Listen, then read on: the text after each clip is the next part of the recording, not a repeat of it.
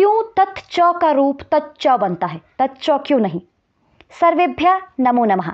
आज हम महर्षि पाणिनि के एक सूत्र स्तोहोश्चुनाश्चु को आसान तरीके से समझेंगे। सबसे पहले जब भी आपके पास कोई सूत्र हो, आपको उसको अलग अलग करके लिखना है और उसका अर्थ समझने की कोशिश करनी है। पाणिनि जी के जो भी सूत्र होते हैं वे बहुत ही आसान होते हैं, सूत्रों में ही अर्थ दिया होता है। यदि हम ध्यान से समझेंगे तो इस सूत्र को देखते हैं।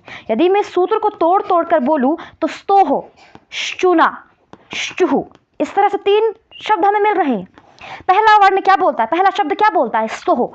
स्तोहो यानी कि स से है सकार होना चाहिए, तोहो यानी कि त्वर्ग मिलना चाहिए। पद के अंत में या तो सकार मिले या त्वर्ग मिले। और परे किसका योग बन रहा हो? शचु, शचु का। श यानी कि शकार का योग बन रहा हो, चु यानी कि च्वर्ग का योग बन रहा हो। तो आपने उसको बदल देना है। किसमें? तीसरा वर्ण बोलता है शुहु में बदल दो। शु यानी कि शकार या च्वर्ग में बदल दो। किसको बदलना है? स्तोहो को बदलना है और क्रम से बदलना है। यानी कि स्तोहो का पहला वर्ण स है, शुहु का पहला वर्ण श है, तो सकार को आपने शकार में बदल देना है और त्वर्ग को आपने च्वर्ग में बदल देना है।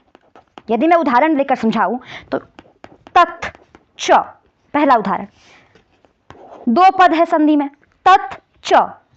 पहले पद का आप अंतिम वर्ण देखिए, त है, और दूसरे पद का शुरू का वर्ण है च। तो यहां पर देखते हैं ये सूत्र जरा घटित हो रहा है कि नहीं। स्तोहो, सकार या त्वर्ग होना चाहिए पद के अंत में। जी बिल्कुल, सकार तो नहीं मिल रहा पर त्वर्ग मिल रहा है। और आगे शचु, शकार या च्वर्ग का योग बनना चाहिए, च्वर्ग का बिल्कुल योग बन रहा है। तो आपने इस सकार और त्वर्ग को शुहु में बदल देना है। सकार हो तो शकार में बदलो, त्वर्ग हो तो च्वर्ग में बदलो। अब आपके मन में यह शंका हो रही होगी कि च्वर्ग में तो 5 वर्ण आते हैं, हम कौन सा आदेश करें त्वर्ग के स्थान पर? तो पाणिनि जी का यदि आपने एक सूत्र पढ़ा होगा, यथा संख्य मनुदेशः समाना। इस परिभाषा सूत्र जो यह है, यह एक नियम से कार्य करता है। कहते हैं क्रम से हमेशा आपने आदेश करने हैं। यानी कि आगे यदि आपको पद के अंत में त्वर्ग का पहला वर्ण मिल रहा है तो आपने च्वर्ग आदेश करना, च्वर्ग का भी पहला वर्ण आदेश करना है। यदि आपको त्वर्ग का दूसरा वर्ण मिल रहा है तो च्वर्ग का भी आपने दूसरा वर्ण उसके स्थान पर आदेश करना है।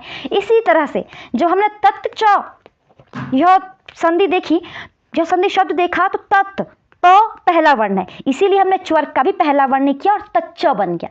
इसी तरह से यदि मैं सज्जन शब्द का विग्रह करूं तो सतजन बनता है। सतजन यह स्थिति बनती है। स्तोहो, सकार और त्वर्ग भी अंत में मिल रहा है, परे शकार और च्वर्ग भी मिल रहा है।